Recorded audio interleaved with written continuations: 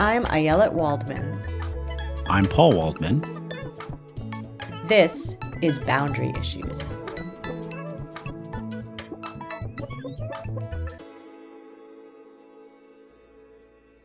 Welcome to Boundary Issues, the podcast where two siblings solve all the world's problems while blaming each other for their own.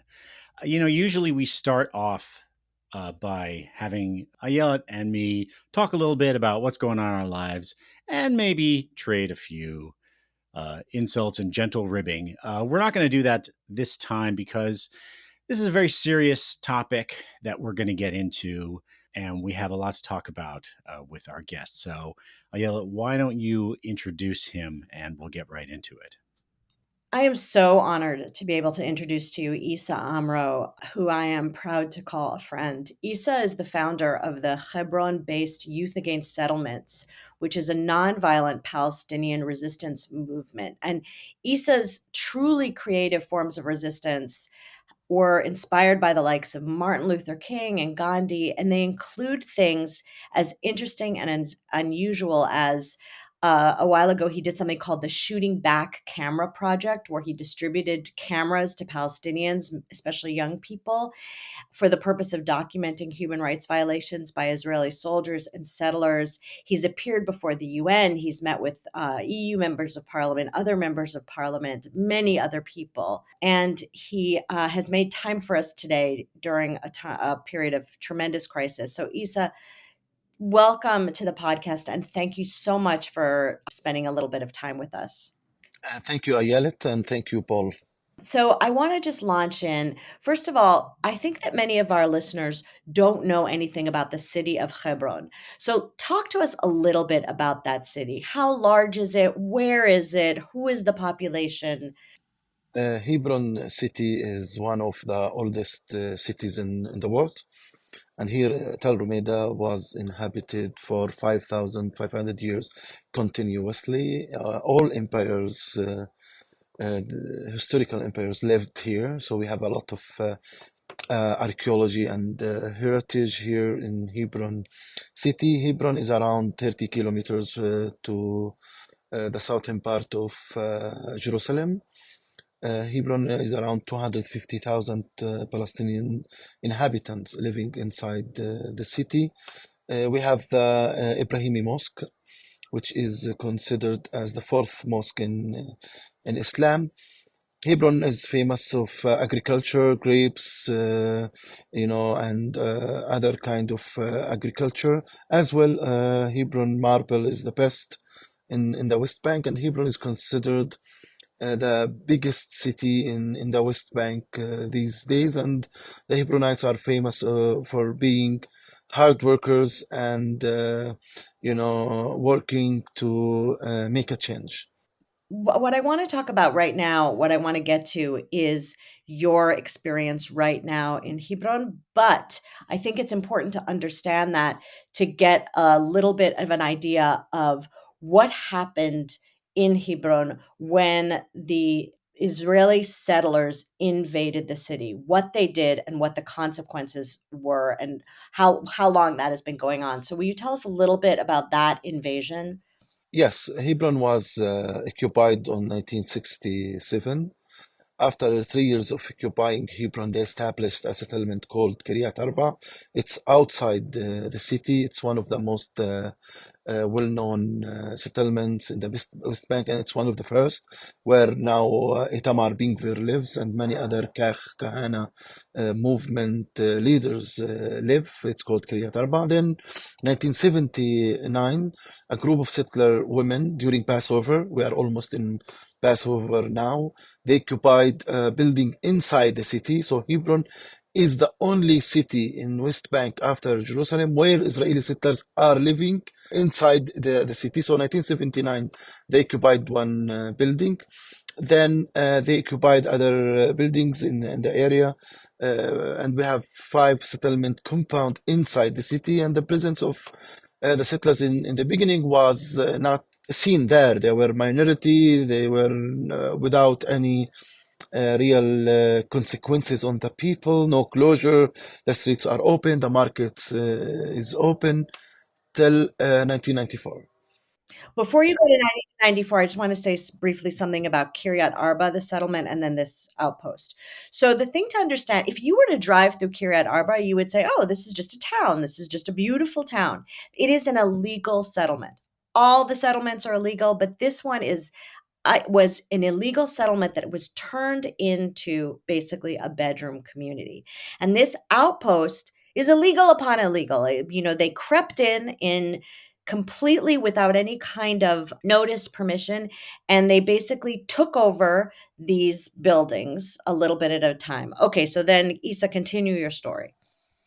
So 1994, the Ibrahimi Mosque massacre, where Baruch Goldstein, one of the follower of Ma'ir Kahana, Kach movement, broke into the Ibrahimi Mosque and he murdered 29 Palestinians and 100 were injured. This was the main milestone in the city, where when I was a child, I was not able to go to school for 3 months. They divided the streets, they divided the markets, they divided the mosque, they closed Shuhada Street, they closed the whole neighborhood. So we were the victims of the Israeli settlers' terror, and we were punished by the Israeli government for being the victims of the Israeli far right-wing extremists. This is how they were called, on the 1994. Now, Baruch Goldstein followers and supporters and partners are in the Israeli government. They became lawmakers from 1994 to 2024. And after the massacre, it was a big deal for me personally. I was traumatized. I was really, not feeling well to see something like that happen. Then we have Hebron redeployment agreement, peace agreement, and one of the main obstacle for Oslo was Hebron massacre, the Ibrahim Mosque massacre, which was done by the Israeli right wing. So they did two things: they assassinated Rabin, and the other big thing they did was the Ibrahim Mosque massacre. So 1997, we had Hebron redeployment agreement, peace agreement. They divided the city for H1, Hebron 1, under the Palestinian Authority control, and H2 under the Israeli military control, where I live here now. Here we have this Palestinian city inhabited by hundreds of thousands of Palestinians. This terrorist goes into a mosque, kills 29 people, injures another 100. He is killed before he can kill anymore. His tomb is outside of Hebron by Kiryat Arba, and it has become a monument, a pilgrimage site. If you go to see this tomb of this terrorist, of this vicious terrorist, it is covered with stones, which is what Jews do when we are honoring our dead. It is a place of worship for right wing. And the Kach movement, Meir Kahana's movement, was criminalized in Israel. It was considered a terrorist movement. It is now, as Isa says, members of that movement and even farther right are now in government controlling the Israeli government. So that's the shift that's happened. They divide, in the wake of this massacre, they divide the city. They take control of the city away from its inhabitants, from people who have lived there for, I don't know, thousands of years. And Isa, before we talk about now, do you want to tell a little bit about what Shuhada Street is like, and specifically, and then what it's like to live in your city in H2? Yes. So 1997 was the Hebron peace agreement. It was part of Oslo agreement, and unfortunately, the Israeli government didn't have enough good intention to make peace and give the Palestinians autonomy and reach the two-state solution. So 1999, they didn't end the H1 H2 agreement and have Hebron part of Palestine. That was the agreement. So the second Intifada started. The Israeli settlers gave a demand letter to the Israeli military. The demand letter was to close the streets for Palestinians, to close the markets of the Palestinians, to impose curfew on the Palestinians, to make the Palestinians' life harder and harder. Unfortunately, as always they do, the Israeli military follows the Israeli settlers well. They close the streets, they close the markets, they close the shops, they imposed curfew on Palestinians from 2001 to 2003, 377 days of curfew on the Palestinians who are living. As now we have curfew in Hebron, Despite that, we did nothing to be punished. This is how they act as Israeli government, because they have all the power. And one of the main street which was closed first 1994 after the Mosque massacre, reopened partially in 1997 and reclosed again in 2000, was Shuhada Street. Shuhada Street is our Times Square. This is how you compare it. A street full of people, full of visitors and tourists, and the main bus station, the main shopping area. I was a child. I remember my father used to hold my arm not to lose me because of the number of the crowds, and because of the customers. It was really alive street. After 2000, the street was closed completely. We are talking about 1,800 shops closed because of the closure policy, which is 77% of the shopping area in the city center of Hebron. We're talking about almost 100,000 Palestinian apartments. More than 40% of the apartments became empty because of the closure policy. Around 100 movement barriers, which is really restricting the movement of the Palestinians, not the Israeli settlers, and around 22 checkpoints in less than 1 kilometer square.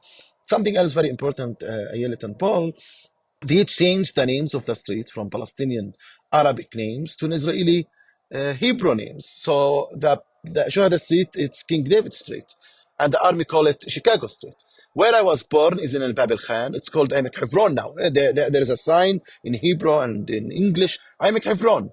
So they changed the names and they are changing the identity. And despite in the peace agreement 1997, which Netanyahu signed in 1997, it says that the Israeli authorities has to protect the Palestinian identity of these areas. If you come to Hebron by yourself, to the city center of Hebron, you will see blue and white signs only. Israeli flags, Israeli signs, everything. They are moving it to become part of Israel. It's a kind of annexation of the West Bank. In the city center around Shuhada Street, you find other shopping areas, other streets fenced by fences to protect Palestinian customers who go to that street from the Israeli settlers. Trash and stones. If you go and look to Palestinian windows, all the windows are fenced to be protected from the settler violence, especially in the Jewish holidays. And the main one, the famous one, is Shabbat Haysara, and Purim, because they get drunk and they attack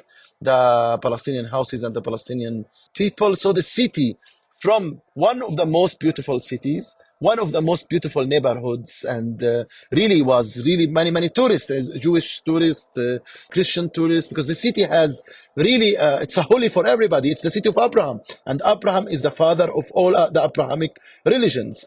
So the city moved from one of the most beautiful cities in Palestine to a ghost town, to the town of checkpoints, closures, settler violence, army violence, and restrictions of movement. And nowadays, it's much even harder on the Palestinians who are living in this area. Walking through this area of Hebron is an uncanny experience. So, like Isa says, I want the listener to imagine Times Square, Fifth Avenue. Paul, what is the beating heart of Washington D.C. with the most shops, the most sort of Probably DuPont Circle or K Street. DuPont Circle. Great. So imagine this area, 100,000 apartments, 1,800 stores. And when Isa says it's closed, what that means is they make it what they call sterile. So everything, they put these, they solder metal locks, essentially, barriers, so that none of the doors on the street can be opened or in this area. These are buildings owned by Palestinian families, some of whom, like I said, have owned them for hundreds upon hundreds of years. And the only way to get into them, if you're even allowed in, is to go through a window in the back. And the street is empty. Who is allowed to walk on the street? Israeli settlers. Foreigners, I can walk on that street, and I have this boulevard that was like Fifth Avenue, full of shops, full of homes, a beautiful street. I can walk on it, and I have walked on it. Isa isn't allowed. So when we talk about what apartheid is in Israel, and everybody gets so upset and they say there's no such thing as apartheid, it is incredibly important for people to understand that the experience of one race of people or nationality of people being banned from their own home, their own street, and another race of people, nationality of people being permitted to walk freely on that street. There is no other word to describe this than apartheid. Okay, so Isa, fast forward, and now I want to bring you to today. So we have this historical context. Is there anything else you want to tell us about the historical context? Yes, something very important that I live here. The settlers, they live just a few meters from here. Just, 5 meters, it's the settlement. I am under the Israeli military law. I am without basic human rights. Even non-violence resistance is not allowed according to the Israeli military law. I was arrested, indicted, convicted, and many other Palestinians were arrested, indicted, and How many convicted. times have you been arrested, Isa? Isa, who's a non-violent protester, who's never committed any kind of violent act in his life. How many times have you been arrested, Isa? Hundreds of times. They arrest me whenever they want because they can. This is the military system. I don't exist as a human for the military system. Non-violent resistance is not allowed. It's not allowed. Peaceful protesting is not allowed. Free expression is not allowed according to the Israeli military law, and it's between 1 year to 10 years in jail. And I was convicted by the military court, and I paid the fine, and they have suspended jail time. But I was in jail many times and ill-treated many times. So the settlers are here, and I am here. I am without basic rights as a Palestinian. Not only me, the majority of all my Palestinian neighbors are the same. The house where I was born, which we own until now, here in the area, I'm not allowed to visit. I'm not allowed to enter. I can't see it, but I don't have access to the house, my parents' house. I can't. It's empty now. Something else very important, Ayelet and Paul. Here, the policy is they don't evict you physically from your house. They don't come and take you out and throw you, but they make it impossible for you to stay. How it's impossible for you to stay? You don't feel safe. There is no security or no protection for me from any security body here. Something else, no services. So blacksmith, the plumber, ambulance, doctors, they can't come here. It's not allowed. And then no social life. Nobody's coming. Nobody can come here. I'm alone tonight, and it's Ramadan. I just had breakfast alone because the area is closed completely. We can talk about it more later. So this is the situation that one people, they get all the rights, all the political and governmental support to stay with life quality, free education, no taxation, everything is possible. Who are the settlers? They have guns, they have protection, they have everything for them. And we, the Palestinians, were oppressed without basic rights, and they work hard to force us leave the houses here, and it's happening. We have 40% of the houses empty. It's the policy is working. And in the other hand, do you see many visitors? You have many tourists, especially American tourists, to them, and we don't have a voice. We don't have any kind of power to say no or yes to the surveillance system they use against us. Now they are using surveillance with artificial intelligence to profile us, to violate our privacy, to monitor us, to spy on us as Palestinians. Before October 7th, people who are getting in and out, they used to know who's coming to my house, who's leaving, the checkpoints, the same. This is the surveillance system. And the surveillance system they use with this new technology, the Red Wolf and the Blue Wolf, Amnesty International made a huge report about it. You can find it. We don't know what they do with the data. It's a kind of simulation. They treat us as really as human animals. This is what's going on here. I'm going to describe a little bit of the harassment that I saw on just random occasions when I visited you and I visited Hebron.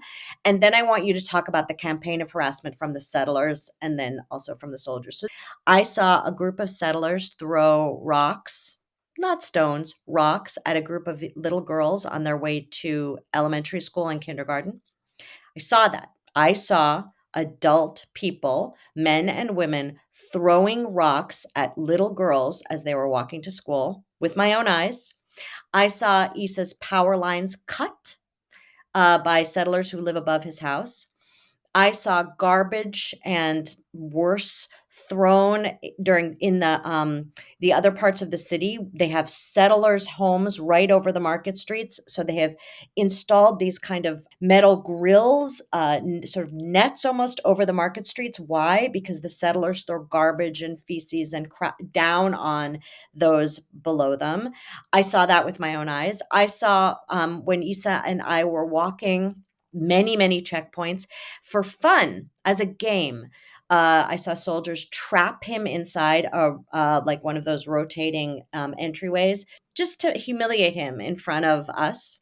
So these are things that I saw with my own eyes. I saw soldiers invade hit when we were having a meal. We were just having hummus and pita in his garden, and we were invaded randomly for no reason by a group of soldiers. So that's the stuff I saw with my own eyes on a lovely afternoon. So, Isa, tell us about the campaign of harassment and violence being carried out by the settlers, and then we can talk about the soldiers as well. The settlers, they are under the Israeli civil law, and we are under the military law. So they have power on us. Here I was attacked many times physically by many settlers. My house was burned by settlers more than one time. They threw a lot of rocks and stones and rubbish and on the house. They stole my grapes on Shabbat. And I was telling the rabbi who stole my grapes, Shabbos, what are you doing? Shabbat. They don't care. They steal. They stole my construction materials. They stole my water pipes, my water pump. So whenever I leave for a few hours, they come and steal. My camera system here, the surveillance system, the CCTV cameras, were destroyed and stolen by settlers 3, 4 times, at least.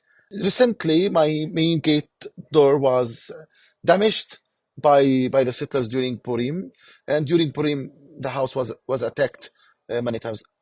You can take what happened to me and take it as a general behavior of the settlers on Palestinians.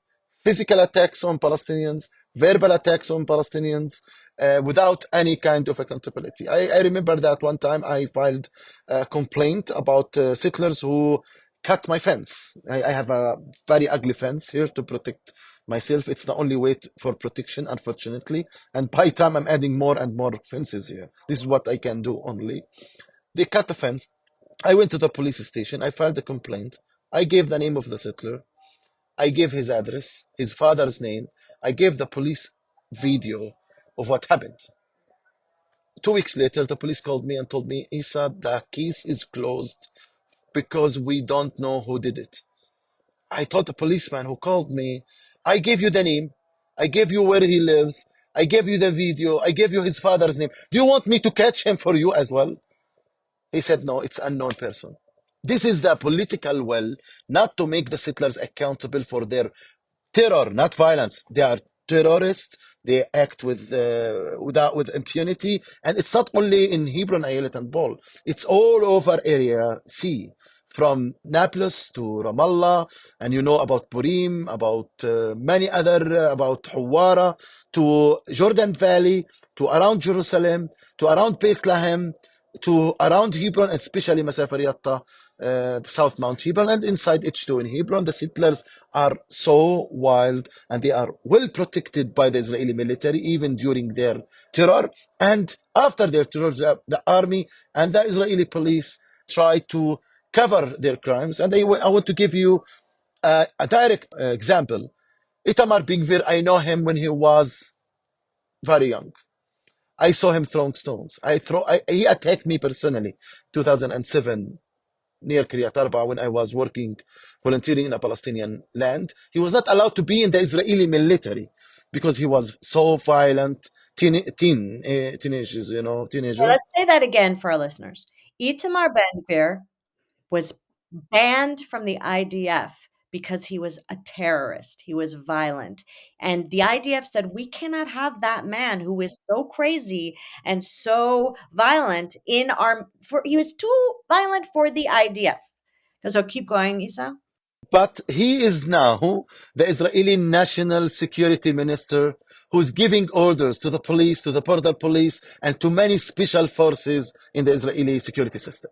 Okay, so now, Isa, what's going on now? Tell us what has been happening in Hebron to you, to your family, to your friends, to your community since October 7th. Yes, October 7th was very bad day for me as well, Ayelet. I almost lost my life. I was coming back to my house late morning. I left in the morning, the house here, early morning, around 7. I heard about the rockets. I didn't care because I thought that it's a normal round of escalation. So I went to work. Then, in the middle of the day, I knew that it's not something normal. I decided to go back early to the house. I came back to the house. I saw my settler neighbors here with guns, with military uniform. They blocked my way to the house. They prevented me from reaching my house, and they threatened to shoot me and arrest me. So I decided to give up, and usually I don't. I remain till I get my rights. But it was so violent day. I went around. I came from another direction. A soldier saw me, no, because I'm well known to the soldiers. He told me, Isa, come with me to take you to the house. I reached outside my house, here exactly, a group of soldiers from the normal soldiers, Nahal Brigade, and among them were settlers in an army uniform, my neighbors, other neighbors.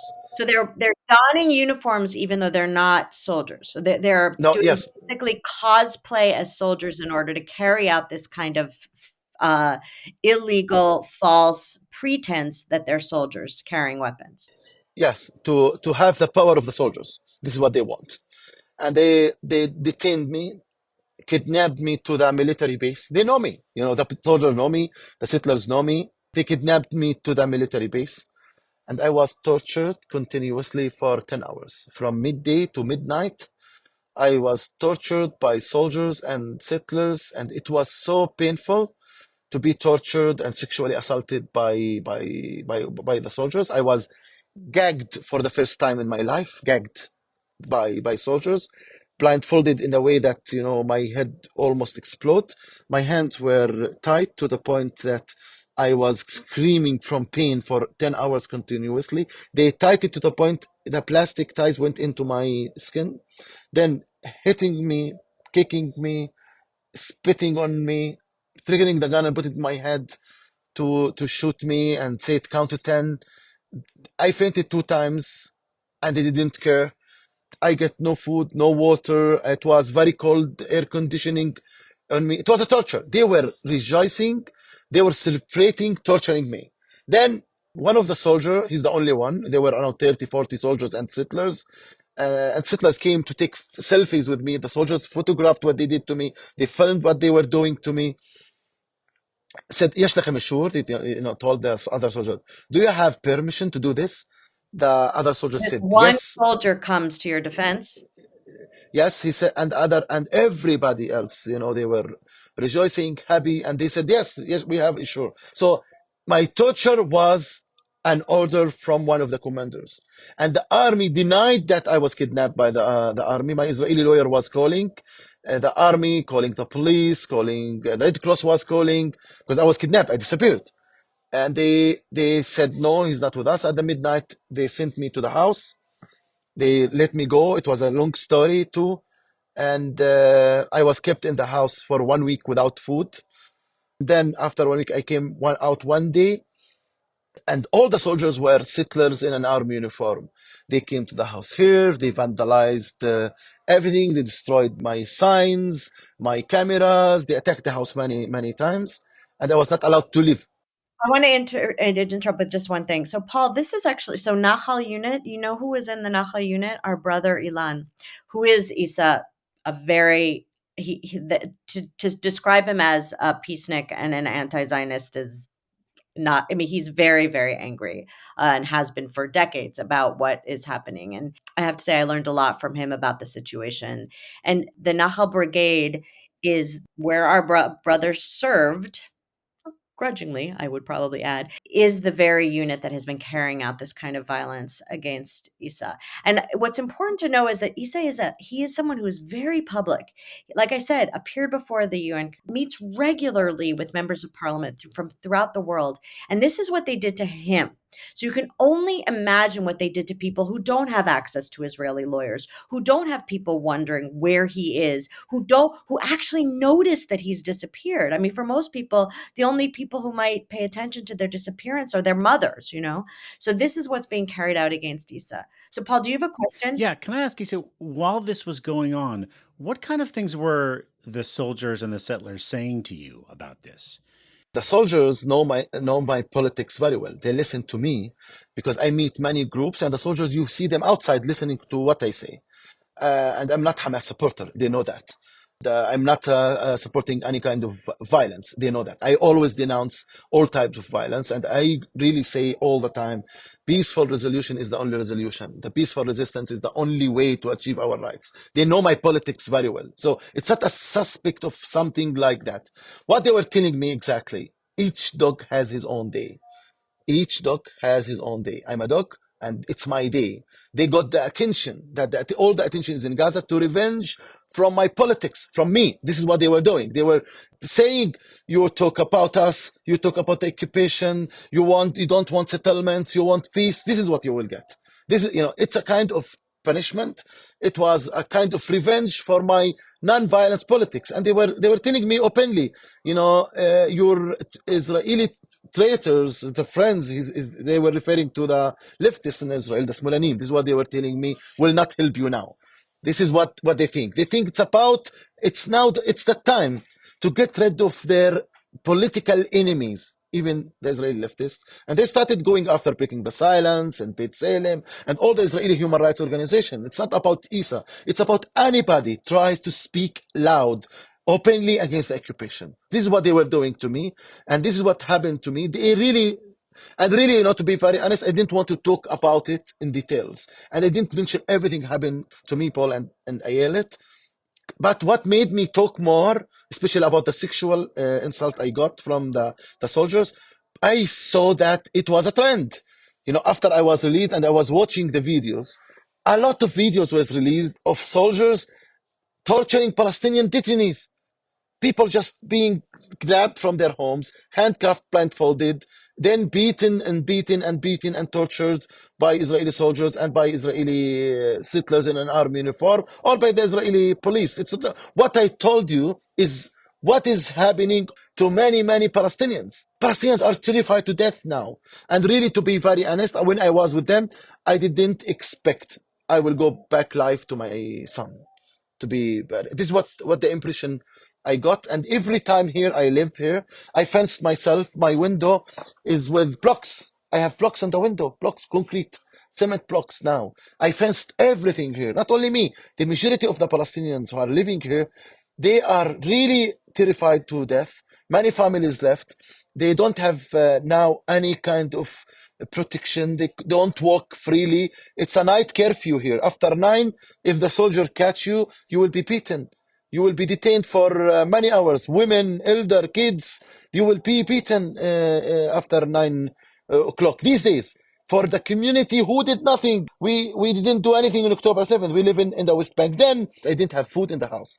And didn't allow me to go buy food. So I asked my Israeli friends to bring me food from Jerusalem. They had free access and they were driving all over. They reached outside my house, 2 groups. One group was sent out with the food and they didn't let them give me the food. And even the kittens' food, they didn't allow food to my kittens. The second group were beaten and they took half of the food from them for the soldiers. And the soldiers were my settlers' neighbors.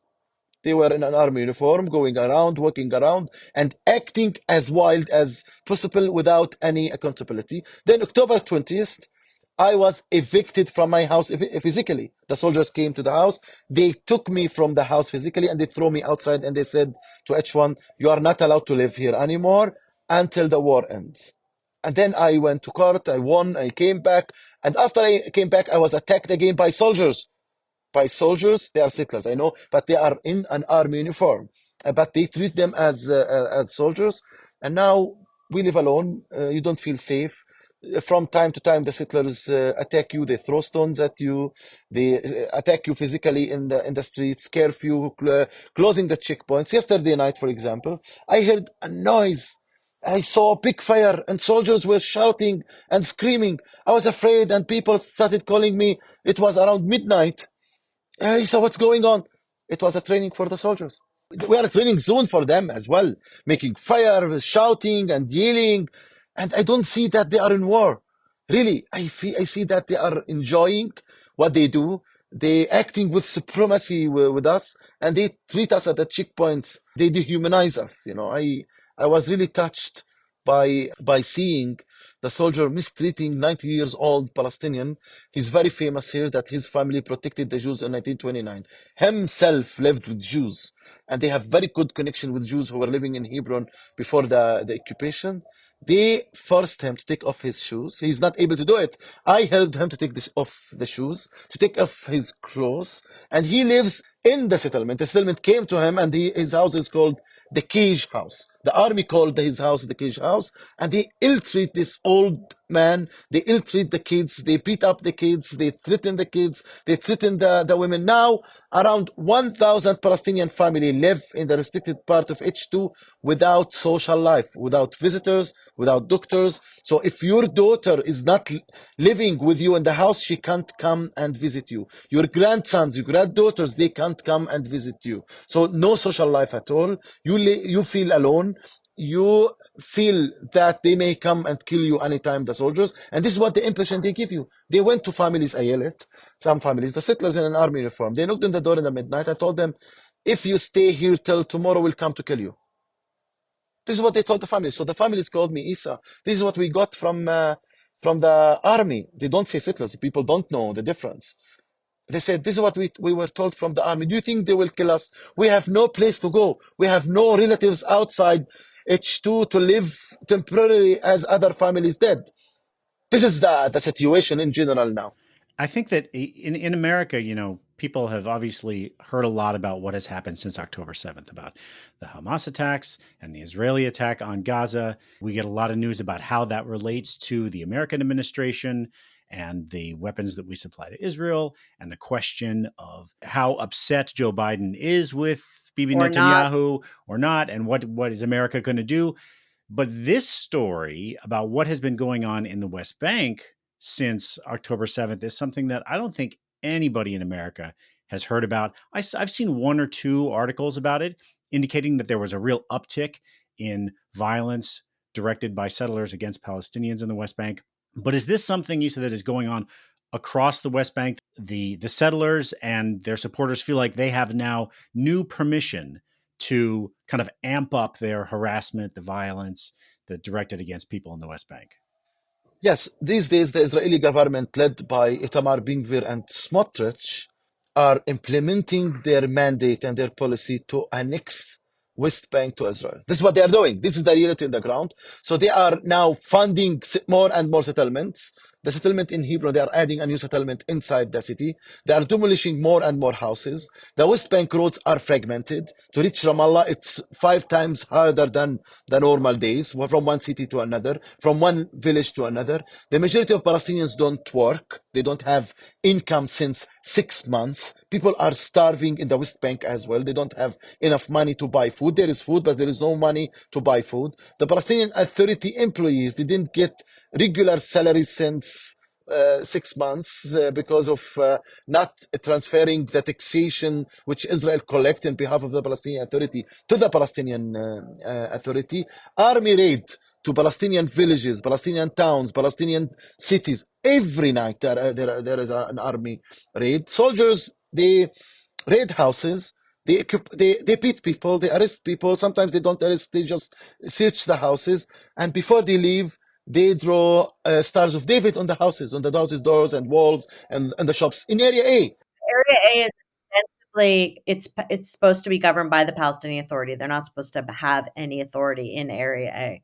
Yeah, they are misusing the holy of the stars of David to be a symbol of occupation, a symbol of soldiers attacking Palestinian homes, Palestinian innocent people. So West Bank is not covered Because I tell you what, NBC News contacted me to come to visit me in the house and make a report about Hebron.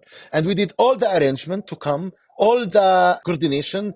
In the last moment, they called the army spokesperson to inform the army that they are coming to Hebron.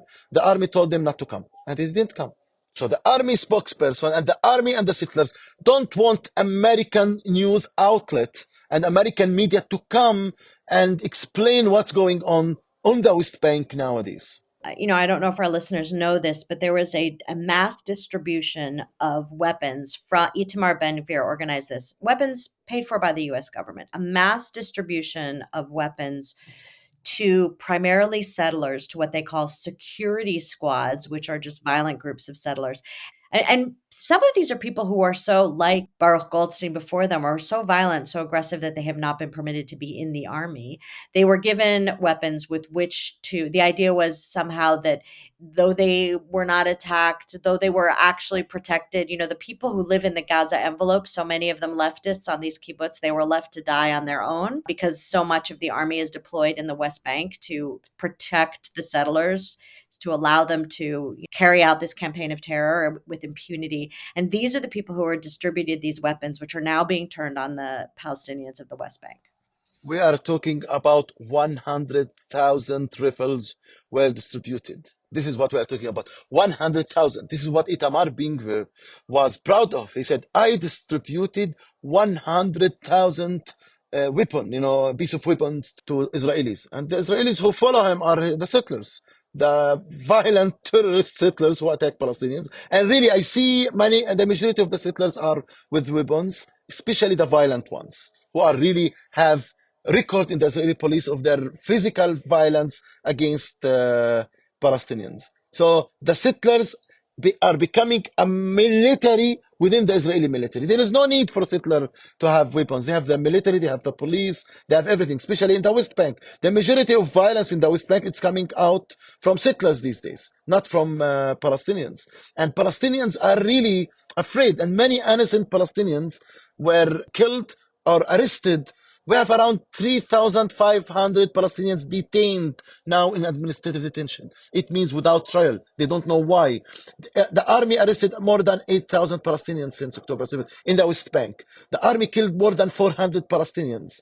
Many of them, I saw videos of people were executed, elders, kids in the street without showing any threat to the army, without any accountability, without no one is denouncing what's going on. I know a taxi driver who's 67, 68 years old, was driving in the morning. He saw the army, stopped the army jeeps. He started going back slowly because he has the experience from before. He was shot in the head, killed. He was escaping. This is an example in everywhere, a lot of videos. B'Tselem. It's an Israeli human rights organization. So, and go on there. Yes. What did they show? Yes, B'Tselem is an Israeli human rights organization. Breaking the Silence is an Israeli human rights organization. They do their best to highlight the human rights violations in the occupied territories. But unfortunately, the American media is not giving us a space. They don't give us a voice as Palestinians to reach American audience and tell them about our narrative and tell them about the truth. This is something very important. Isa, what do you think those settlers want? What do they want? They want Israel from the river to the sea without the Palestinians. So, it's so interesting because a lot of people latch on to this notion of a two-state solution. I find myself latching on to, even though I know what's going on.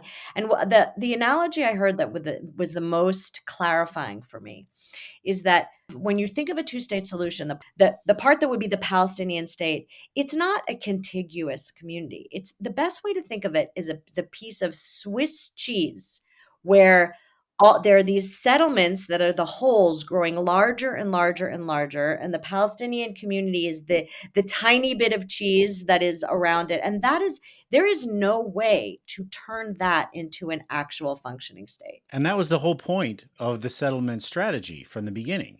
I mean, yes, you have these individuals who are there, a lot of whom are American, by the way, who have this idea that from the settlers' point of view, I think a lot of them feel like God has granted this land to them and they're going to go hold it for him. But as a political strategy, the ideal was always that the more settlements you create, the more you create that Swiss cheese, the harder it will be to ever have a kind of two-state settlement. And so that the whole strategy was to make two states impossible, to make the occupation infinite forever, that it won't be able to be undone. And each new settlement you build makes it more and more difficult for there ever to be any kind of Palestinian state. The Israeli settlers, they don't want peace, and they don't think about peace, and they are not pressured to make peace, and they profit from the occupation, and they are well funded from many countries all over the world, especially from the US. The main organization where settlers get funds here in Hebron is Hebron Fund. It's an American 501c3 charity, and they get a lot of money to take our homes, to make our life harder and harder. And they see almost every day American volunteers, they come to work in our land to give it to the settlers and to remove the Palestinian identity of our land here. And they, to talk about one state or two states, it's naive now. It's about making the Israelis accept a peace solution, because they don't want peace. The Israelis, they don't need peace. Israel is too strong to make peace. Why to make peace? They don't need to. They have the American blind support, the European blind support. They get everything they want, and now they are going on to transfer Palestinians from Gaza to Egypt and from West Bank to Jordan. This is what they do. Their ultimate goal. Ask them, what is your ultimate goal? Israel is the land of only Jews from the river to the sea. This is what they want.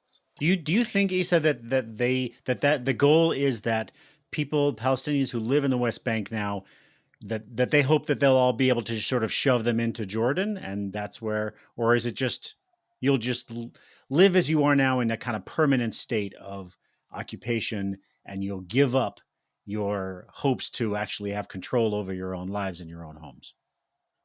To be very honest, I explained that there is a policy of they don't evict you directly from your house, but they make it impossible for you to stay. In H2, it's in H1, and it's all over West Bank. The life is not attractive for the Palestinians. Very expensive, no income, no feeling of safety, no future, unemployment. This is happening to everybody in the West Bank and East Jerusalem as well, that you don't build your future here. Go and build it somewhere else. So we have phenomena of brain drains, that we are losing engineers, doctors, and intellectuals who are leaving to go to Europe or to go to other countries to work and live a proper life. So the life in the West Bank is not attractive with the minimum of the needs of a human being. We are talking about the minimum feeling of dignity, the minimum rights. We don't have all of that in the West Bank now. No security, no economy, unemployment, no dreams, no hopes. People are very disappointed. People are very mad. It's really not a good situation. This is what they do. This is what they want us to lose the hope of living equally and with freedom with them. They want us to think only about survival. They want us to be treated as animals who are seeking shelter and food, not as a nation who are seeking freedom, justice, and equality. This is what they work to make the Palestinian people. And to be very honest, after October 7th and the rumors and the treatment of the army and the settlers to Palestinians in the West Bank, I was walking in the streets and people catch me, Isa, you know more. Will they evict us to Jordan? Will this question was repeated to me through 2-3 times a day. And until now, people ask, will they evict us? This is what they think, because this is what we know, that their ultimate goal, that Israel is from the river to the sea. They want madly the West Bank without the Palestinians. They want annexation of the land without the people and the inhabitants who are living in this land. You know, it's interesting. In the United States, we spend a lot of time fighting over the word genocide now. People on the left say it's genocide. People get very angry, even progressives. And I don't engage in that argument. Whether you agree that the wholesale bombing of an entire 2.5 million population as a result of the October 7th attacks is genocide or not, I don't need to engage in that argument with you.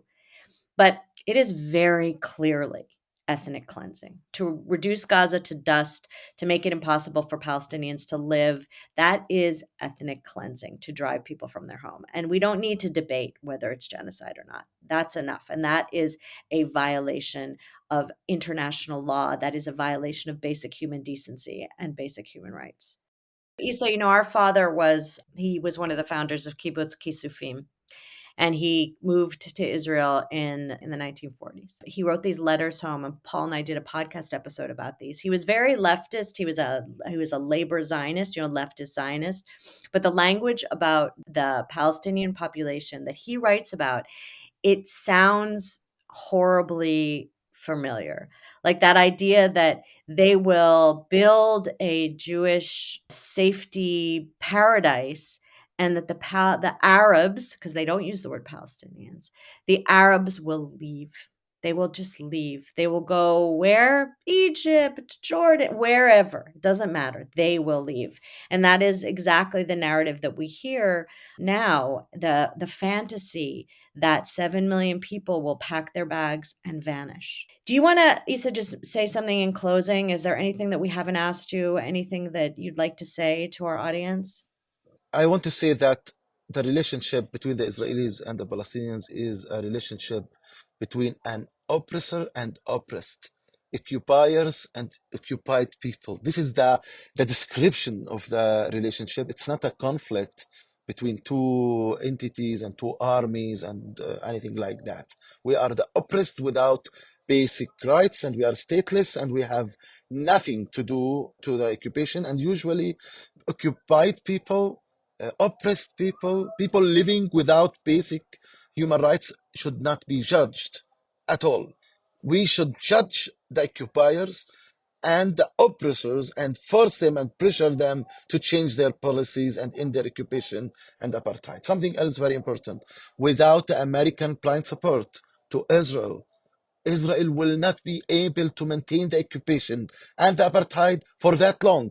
The occupation exists because of the American blind support, official blind support, because of a lot of money is coming from many American Jews to the occupation and to the settlements. So I hope from the American Jews to really think about what they are doing and what they contribute to. On the other hand, I'm very proud of many American Jews and many American people and many people all over the world and Jews all over the world who are contributing to make the occupation costly, who are using creative non-violence ideas to highlight the occupation, to loud our voices as Palestinians, and they work with us as friends, as brothers, and as sisters, and we have a movement against the occupation, against apartheid, pro-peace, pro-coexistence, pro-living together with full equal rights as Jews, Muslims, and Christians, and without concrete actions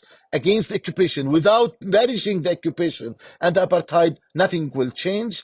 But the solidarity groups are giving me power, giving me energy, giving the Palestinian hope, giving the Palestinians really energy to continue resisting the occupation and feeling that one day we will be treated as equal human beings as everybody else in the world. And I want to thank you, Ayelet. I always remember the photo together here with the soldiers. I have it until now. To me, I have it in the house, big one, when I was explaining to you Hebron. And I hope from the audience to come and learn more and more from the ground about the situation before they judge. Anybody listening to this podcast, absolutely anyone, if you come, I will arrange for you to visit Isa in Hebron if he's not arrested. I will arrange for you to see what the reality on the ground. I will bring you here. Just send me an email, ayeletwaldman@gmail.com. Thank you so much, Isa. This has been really a terrific discussion. Thank you, Isa. Thank you for being so inspiring and generous with your time. I will see you again. Bye-bye. See you again. Boundary Issues is produced and edited by Paul Waldman. Our music is by Zeke Shaban. If you'd like to get in touch, you can email us at waldmanpodcast@gmail.com. And this is a listener-supported podcast. So if you'd like to support us, you can go to patreon.com/boundaryissues. See you next time.